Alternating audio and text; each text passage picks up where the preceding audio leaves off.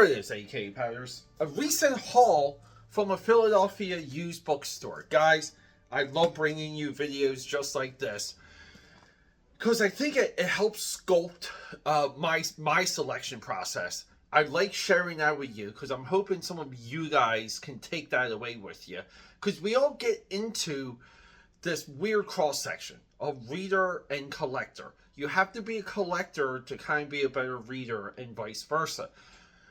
My collection or library, whatever you want to call it, its intent is education.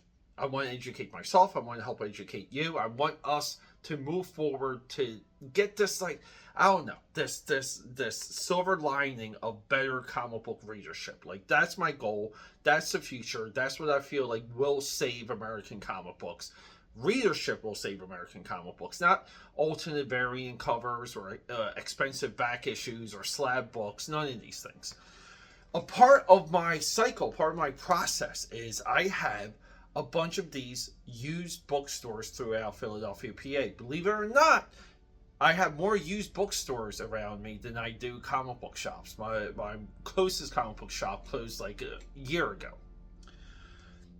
What we have here is I've randomly popped in. Now, it was a little bit by design. They did post while I was away. Recently, I was just in Florida.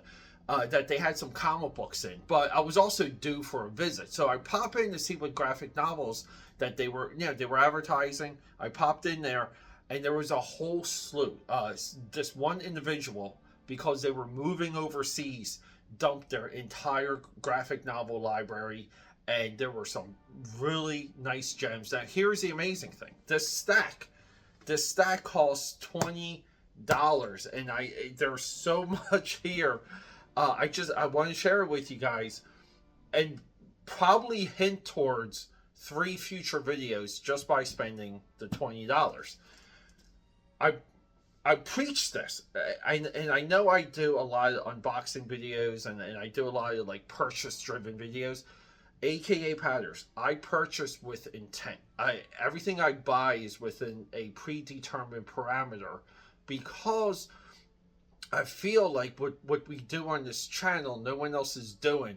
So there's a lot of veins and crevices for me to explore. And some of that is, like for example, in here, trade paperback style, trade paperback format, trade paperback quality, and highlighting individuals I'm not familiar with. So either way, I'm excited. If you guys can't tell, let's hit the drawing table and see what $20 can get you in Center City, Philadelphia.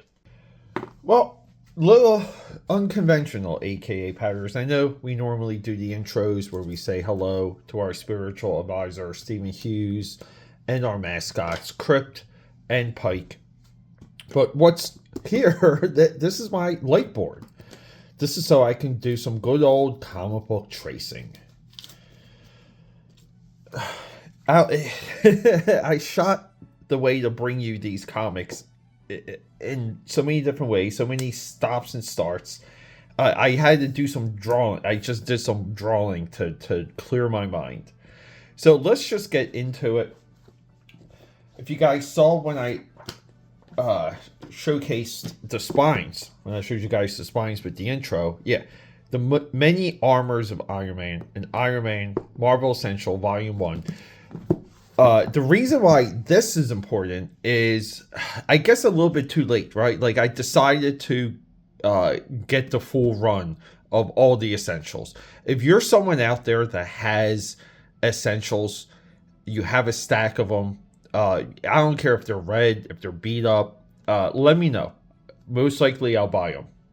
The other thing is, if you're someone out there that has, and you guys can see the price tags here. I paid $5 for this. My heart dropped when I saw this because I knew it would be perfectly paired with this trade paperback that I got for $7. And these are appropriately priced, by the way. So this is a bookstore that is essentially a free library bookstore that's right near the free library in Philadelphia, PA. And I go there all the time, and they know me. So I'm just trying to get... I thought this might have had like Marvel Selects or something on it. So why did these two stand out? They just had a ton of comics dropped off because someone was moving overseas. Who I think I know who it is. The guy works in tech, and he dropped off his giant comic book graphic novel collection because he couldn't move it. Like, you can't move. But I wasn't there to buy comics. I saw these two. I saw two more other books. This stood out because we kind of forget what original trade paperbacks were like. And this is real thick, matte finished paper. It has a tooth. And it does somewhat of a decent job in recreating the effects of the newsprint. That's one. The second one is when you go through the contents here, and guys, you just stay with me. I love the design work for this. I just do. If we go through the issues, look, Iron Man 144, 142, 143, 144, 152, 153, 200, 200. I mean, most of these comics are within a 10-year period because old Shellhead over here effectively had one comic book run leading into the movie. And the movie brought in a different level of talent. You can argue that Volume 2, Sean Chen and Kurt Busiek was the greatest run. But this is before he went through time. This is before the teenage Tony Stark and all his crap with Doctor Doom. They effectively destroyed the character of Tony Stark and Iron Man.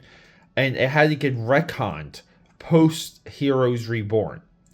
This is a part of Iron Man's history that is truly lost. But he didn't have a lot of good stories. And it leans into this. And we have the first appearance of Hawkeye in here. So it's like if you can buy the first appearance of Hawkeye as a black and white for $5, because we have, you buy it. But we have Don Heck. And Don Heck came up during the stream. This guy Marcus, that I hope to figure out a way to have him regularly doing comic book talks and comic book discussions on this channel, because I want to document Marcus's mind as much as possible. And some of it might be just letting him go, letting him talk. Here we look at the look at early Hawkeye. But Don Heck is fantastic at expressions. And he kind of draws it all. He's a little bit of one, and here, guys, I mean, this is Hawkeye. Like, the first images of Hawkeye. There's a lot of Don Heck's flow. And I hate saying that, but guys, real quick, look at these Don Heck expressions. There's a lot to the flow of his paneling that is tough to dissect, and that's why I'm using the word flow.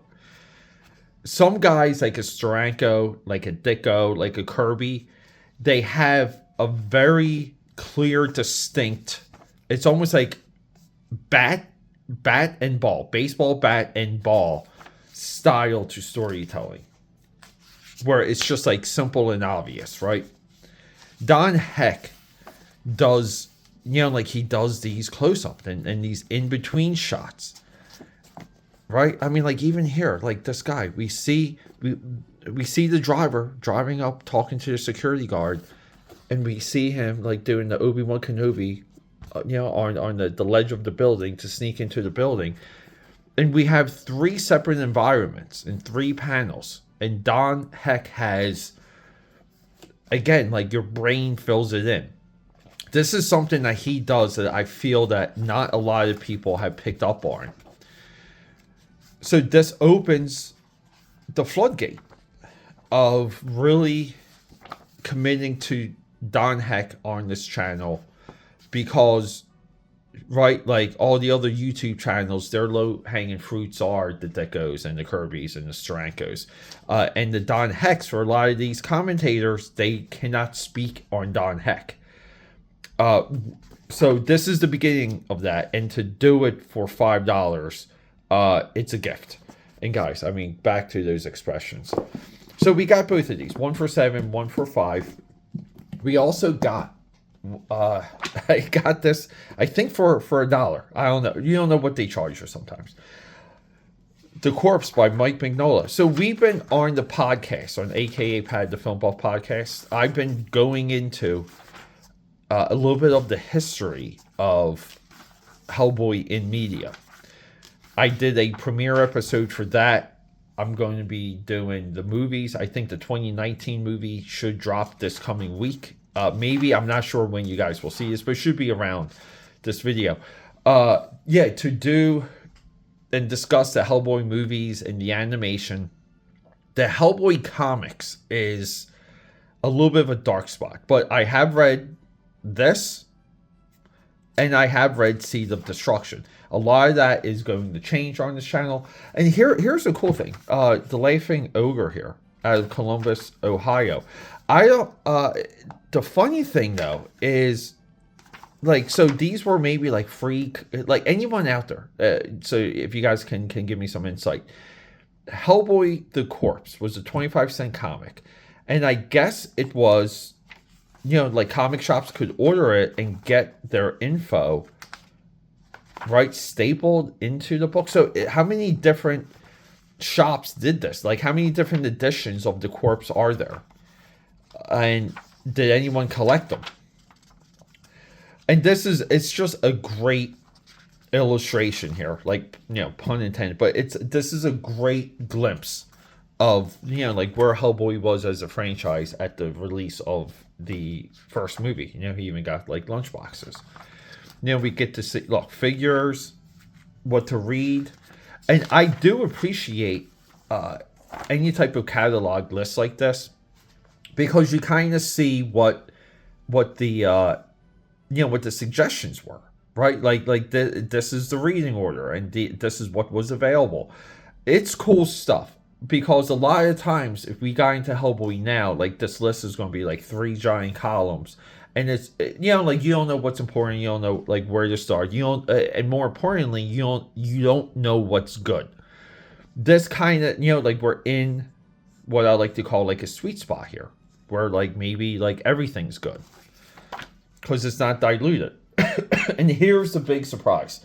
I was floored when I saw this. So if you ever see a stack of juxtaposed magazines, you know that there's one artist to look for, and that's Stephen Chow. So this is one here, or not Stephen, David Chow. I'm sorry, David Chow. So this whole issue is dedicated to him. And the world of comics likes this guy because he's a foundation winner. His books, some of his original editions are in the hundreds. Super rare. He won the Xeric grant. And we just have a side of his illustration that you may not normally see, especially within the world of comics, right? Because you might just, you know, he's done a couple covers for DC. These are, like, they're up there. You know, like, I think he's been on 2 issues. They're about $50 or $60 a piece. We got this for a very, you know, I think we got this for $1 or $2. It doesn't matter. They had it there. I was buying it no matter what. But this is what we want, right? Like, we want some of the guys that worked around comics that aren't really comic book guys, but affected the medium. And he, you know, like he had a show on FX that I absolutely loved with Asa Akira. He's the one that did the artwork for Asa Akira's 2 books. One of them's like a memoir, but I think he had her on the show. She had him, I think, on the Pornhub podcast, which is a fantastic podcast, by the way. Now it's retitled as Terms of Service. and we see here, like, there's things to, you know, like, there's a lot about him I don't know. I know there's been multiple documentaries, but, you know, like, I'm anxious to read this. So, guys, I popped in hoping to get something a little bit different. I wasn't in the mood to drop dollars, but sometimes when the prices are there and they fit in what you're doing, right? Like, make the effort, because these are all a part of, like, the bigger landscape of this channel, which is drilling into black and white artwork, you know, upcoming, like, documenting early trade paperbacks. I have a little bit of a soft stack of these already, of this quality, but I'm waiting to do, like, a bigger video on that. And then we do a lot of stuff on great one-issue stories, which that's what this is. It's one of the best one-off stories that we have in comics. Yeah, and going a little bit outside the sphere to do commentary and to study, you know, some of the guys that kind of just they just do the work, you know, like, you might want to call them, like, slingers. They're just out there slinging their ideas. Hey guys, not much of a stack, but this was roughly, you know, this was less than like $20, which is, I don't spend that little with those guys, so I'm sure they were a little bit shocked. But yeah, just wanted to share that.